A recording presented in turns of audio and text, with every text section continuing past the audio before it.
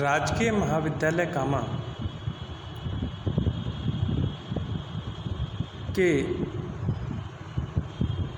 तृतीय वर्ष में अध्ययनरत समस्त छात्र छात्राओं का महाविद्यालय द्वारा आयोजित ऑनलाइन शिक्षण कक्षाओं में आपका स्वागत है।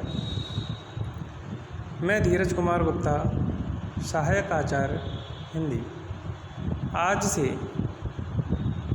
ऑनलाइन शिक्षण कक्षाओं का शुभारंभ करते हुए हम वर्तमान परिदृश्य में जारी इस वैश्विक महामारी से संकल्पित होकर लड़ते हुए अपने अध्यापन और अपने अध्ययन की निरंतरता को बनाए रखने के लिए इस नवीन प्रणाली से शिक्षण का अध्ययन करेंगे। उसी में सर्वप्रथम हम हमारे पाठ्यक्रम में संकलित साकेत के नवम सर्ग के कुछ अंश जो हमारे पाठ्यक्रम में दिए गए हैं उनका अध्ययन करेंगे। लेकिन उससे पूर्व साकेत को लिखने वाले या साकेत की रचयिता, साकेत की पृष्ठभूमि, साकेत में दी गई महत्वपूर्ण बातें, साथ ही साथ साकेत के रचयिता के जीवन स्तर, उनका जीवन परिचय भी हम अध्ययन करेंगे। अतः अंशों के अध्ययन से पूर्व या पद्यांशों के अध्ययन से पूर्व हम उनके कवि, उनकी कृतियाँ और साकेत की हिंदी साहित्य को देन आदि का अध्ययन करेंगे। उसी क्रम में आगे बढ़ते हुए साकेत के रचयिता राष्ट्रीय कवि मैथिली शरण गुप्त थे। मैथिली शरण गुप्त जी को राष्ट्रीय कवि की जो संज्ञा है वह महात्मा गांधी जी ने प्रदान की थी। मैथिली शरण गुप्त का जीवन 1886 से लेकर 1964 ईस्वी रहा। यही वह समय था जब भारत में स्वतंत्रता आंदोलनों का आगाज़ चल रहा था, स्वतंत्रता आंदोलन हो रहे थे और इन्हीं राष्ट्रीय कवियों या भारत के लेखक और रचनाकारों की वाणी और लेखनी से ही प्रेरित होकर युवा राष्ट्रीय आंदोलनों के लिए संघर्षरत थे। देश की स्वतंत्रता के लिए प्रयास किए जा रहे थे और इन कवियों के महत्वपूर्ण योगदान से ही हम स्वतंत्र हुए। उन्हीं कवियों में से एक कवि मैथिली शरण गुप्त जी भी हैं। मैथिली शरण गुप्त जी द्विवेदी युग के सर्वश्रेष्ठ कवि माने जाते हैं। वे राष्ट्रीय काव्यधारा के कवियों में विशिष्ट स्थान के अधिकारी हैं। आचार्य महावीर प्रसाद जी की प्रेरणा से इन्होंने अपने इस महाकाव्य साकेत की रचना की, परंतु उससे पूर्व भी ये रचनाएं करते थे तथा इनकी रचना वैश्वोपकारक में छपती थी।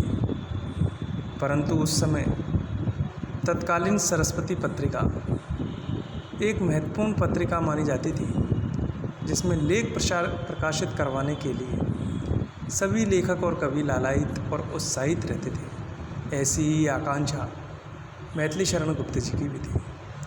उन्होंने ऋषि केंद्र उपनाम से ब्रजभाषा में एक कविता लिखी और उसे सरस्वती के लिए भेजा, किंतु सरस्वती पत्रिका में उनकी यह कविता नहीं छपी, क्योंकि सरस्वती कविता के जो संपादक थे वह थे आचार्य महावीर प्रसाद द्विवेदी, और उन्होंने इस पत्रिका के माध्यम से तत्कालीन समय में एक नया आंदोलन छेड़ रखा था। वह काव्य भाषा के रूप में खड़ी बोली हिंदी को प्रतिस्थापित करना चाहते थे। यह उनका प्रयत्न था और इस प्रयत्न को उन्होंने प्राप्त भी किया। चूँकि यह कविता ब्रजभाषा में थी और द्विवेदी जी इनकी विद्वता को लेकर और इनकी लेखनी को लेकर भी जानते थे, तो उन्होंने पत्र में लिखा कि सरस्वती में हम केवल बोलचाल की भाषा की लिखी कविता ही छापते हैं। और यह भी लिखा कि अब ऋषि केंद्र बनने का ज़माना गया। और गुप्त जी पर इन दोनों ही बातों का बड़ा प्रभाव पड़ा। उन्होंने खड़ी बोली में कविता लिखना प्रारंभ कर दिया और उपनाम से सदैव के लिए मुक्ति प्राप्त कर ली।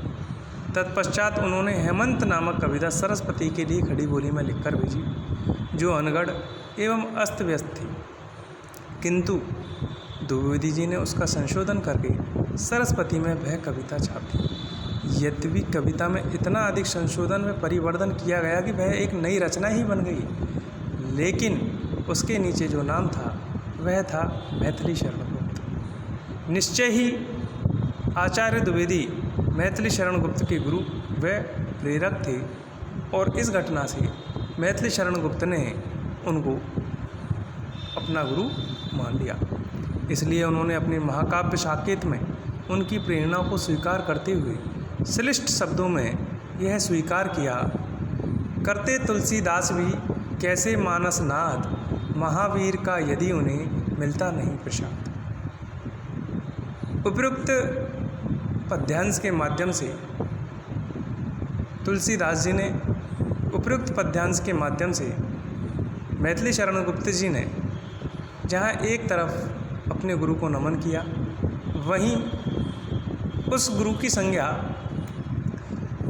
महावीर शब्द जो हनुमान जी के लिए भी है और महावीर प्रसाद द्विवेदी जी के लिए भी है, श्लिष्टम का उपयोग करते हुए कि तुलसीदास ने भी रामचरितमानस की जो रचना की थी वह हनुमान जी के आशीर्वाद या प्रसाद से की थी, उसी प्रकार मैं भी जो ये साकेत नामक रामचरित्र लिख रहा हूँ, यह भी मुझे महावीर जी के आशीर्वाद और प्रसाद से ही संभव है। अब हम बात करते हैं मैथिली शरण गुप्त जी के कृतित्व के बारे में। तो मैथिली शरण गुप्त जी ने अपने जीवन काल में अनेक महाकाव्य और खंडकाव्यों की रचना की और अधिकांश महाकाव्य और खंडकाव्य इनके खड़ी बोली हिंदी में ही थे। रंग में भंग, जयद्रथवत, भारत भारती, पंचवटी, झनकार, साकेत, यशोधरा, द्वापर, जय भारत, विष्णुप्रिया आदि। इसके अलावा भी गुप्त जी ने प्लासी का युद्ध, मेघनाथवध, व्रत संगार नामक अनुदित काव्य भी रचे हैं। अब हम बात करते हैं हमारी काव्यकृति साकेत और उसके काव्य सौष्ठव की। हिंदी में राम कथा पर कई महाकाव्य लिखे गए, जिनमें सर्वप्रमुख है तुलसीदास कृत रामचरितमानस। इसके अलावा केशवदास कृत रामचंद्रिका और मैथिली शरण गुप्त द्वारा रचित साकेत। कवि को इसके निर्माण की प्रेरणा भी आचार्य महावीर प्रसाद द्विवेदी जी से प्राप्त हुई, जिन्होंने सरस्वती में प्रकाशित एक लेख में कवियों से आग्रह किया था कि वे राम कथा की उपेक्षित पात्र उर्मिला पर कुछ लिखें। उर्मिला लक्ष्मण की पत्नी थी। सबने अपने अपने पारिवारिक कर्तव्यों को निभाने के लिए, जहाँ राम ने पिता के वचन को मानते हुए वन का वास स्वीकार किया, सीता जी ने पत्नी व्रत बताते हुए राम जी के साथ वन में चली गई। लक्ष्मण जी ने भी अपनी अनुजता दिखाते हुए कि मैं तो अनुज हूँ और मैं तो श्री राम का ही दास हूँ, मुझे भी इनके साथ वन में जाना है। लेकिन अभी अभी विवाहित इस उर्मिला का क्या, यह अपनी किसी भी प्रकार से अपनी कर्तव्य निष्ठता को नहीं दिखा पाई और वन में साथ चलने के लिए जब कहा गया तो लक्ष्मण जी ने भी मना कर दिया और अपने साथ नहीं ले गए। तो वो 14 वर्ष उर्मिला ने क्या कुछ सहा, उसी को लेकर महावीर प्रसाद द्विवेदी जी ने जो लेख लिखा और उसी से प्रेरित होकर मैथिली शरण गुप्त जी ने साकेत नामक महाकाव्य की रचना की। इस काव्य रचना के लिए डॉक्टर द्वारिका प्रसाद सक्सेना के अनुसार साकेत की रूपरेखा निश्चित करने वाले श्री छोटे लाल वारहस्पत्य थे, जिन्होंने जनवरी 1911 में पत्र लिखकर गुप्त जी को कुछ सुझाव दिए। इन सुझावों में यह स्पष्ट उल्लेख था कि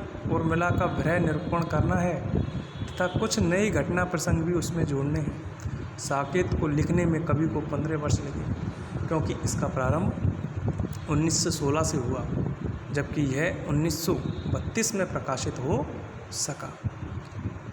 साकेत का नामकरण भी अपने आप में रोचकता लिए हुए है, और यह नामकरण इस स्थान के आधार पर किया गया क्योंकि साकेत अयोध्या का ही दूसरा नाम है। कवि ने अपना ध्यान अयोध्या पर ही केंद्रित रखा। इस महाकाव्य की घटनाओं का केंद्र बिंदु अयोध्या ही रहा है। चित्रकूट की घटनाएं अवश्य अलग हैं, किंतु भावी कवि ने यह कहकर कि आज सारा साकेत यहीं पर है, अयोध्या वासियों की उपस्थिति चित्रकूट में दर्शा दी है। साकेत में कुल 12 सर्गों में राम कथा का समावेश किया गया है, किंतु कवि का मूल ध्यान उर्मिला की विरह वेदना को व्यक्त करना रहा है। साकेत के अंतर्गत 2 सर्ग बड़े ही मर्मस्पर्शी और महत्वपूर्ण हैं। 8वां सर्ग, जिसमें चित्रकूट में हुई सभा में कैकेयी के अनुताप को दिखाया गया है, तो 9वां सर्ग इस महाकाव्य की महत्वपूर्ण उपलब्धि है, जिसमें विरहिणी उर्मिला की विरह वेदना की मार्मिक अभिव्यक्ति की गई है। मैथिली चरण गुप्त ने परंपरागत राम कथा में कुछ मौलिक उद्भावनाओं का समावेश भी किया है, जो समय की आवश्यकता थी। उक्त दोनों प्रसंग इसी के अंतर्गत समझे जाने चाहिए। वस्तुतः साकेत नायिका प्रधान महाकाव्य है और उर्मिला ही इसके केंद्र बिंदु में है। अतः इस महाकाव्य के केंद्रीय पात्र के पद पर उर्मिला को ही प्रतिष्ठित करना उचित है। उर्मिला में नायक के लिए अपेक्षित सभी विशेषताएं भी हैं। साकेत में प्रकृति की मनोरम झांकी अंकित की गई है। 9वें सर्ग में षड ऋतु वर्णन करते हुए प्रकृति का चित्रण आलम्बन एवं उद्दीपन के रूप में भी किया गया। गृहिणी उर्मिला को कोयल की कूक भरती हुई सी लगती है। वह कोयल जो कूक कर रही थी आज हुक भरती है। साकेत में कवि ने युग चित्रण पर विशेष ध्यान दिया है। स्वतंत्रता प्राप्ति के लिए किए जाने वाले आंदोलनों की झलक भी इसमें आ गई है। भरत का कथन है, भारत लक्ष्मी पड़ी राक्षसों के बंधन में, सिंधु पार भय विलख रही है व्याकुल मन में। यहाँ भारत लक्ष्मी का अभिप्राय सीता के साथ साथ भारत की स्वतंत्रता से भी है। राम जब वन गमन के लिए प्रस्तुत होते हैं तो हम अयोध्यावासी गांधी जी के समान सत्याग्रह करते दिखाई पड़ते हैं। इस प्रकार आज हमने देखा कि साकेत अपने अंदर कितना कुछ लिए हुए है।